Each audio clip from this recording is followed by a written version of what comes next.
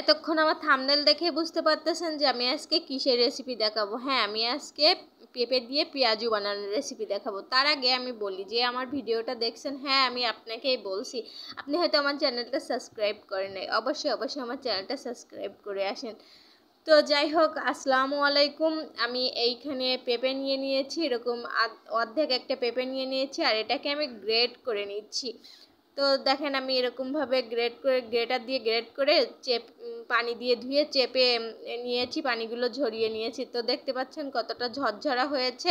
আর এ পর্যায়ে আমি একটা পেঁয়াজ কুচি দিয়ে নিচ্ছি। আমি এইখানে কিন্তু শুধুমাত্র একটাই পেঁয়াজ কুচি ব্যবহার করছি। এর ভিতরে আমি পরিমাণ মতো কাঁচামরিচ কুচি দিয়ে দিলাম, আপনারা আপনাদের পরিমাণ মতো দেবেন।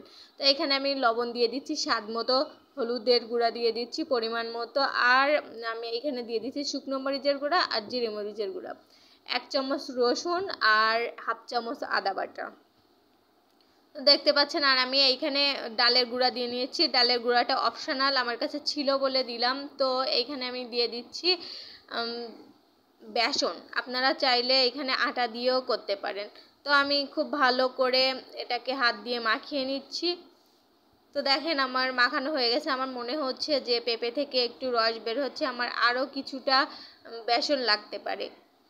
তো আমি ভালো করে মাখিয়ে নেওয়ার পরে আমি এখানে খাবার সোডা দিয়ে দিচ্ছি। খাবার সোডাটা অপশনাল, আপনারা চাইলে স্কিপ করতে পারেন। তো আমি আবারও কিছুটা বেসন দিয়ে খুব ভালোভাবে মাখিয়ে নিয়েছি।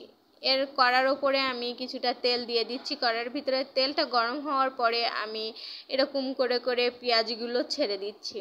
আর পেঁপের পেঁয়াজু বানিয়েছি বলে যে ভালো লাগবে না বা খেতে ভালো হয় না, এটা না, আপনারা একবার অবশ্যই বাসায় বানিয়ে দেখেন। আসলে স্বাদের কোনো হেরফের হবে না, অনেক ভালোই টেস্ট লাগবে।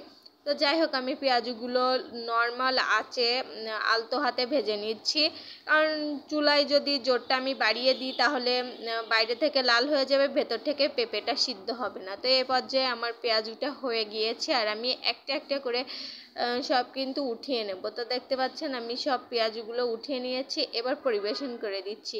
তো আল্লাহ হাফেজ।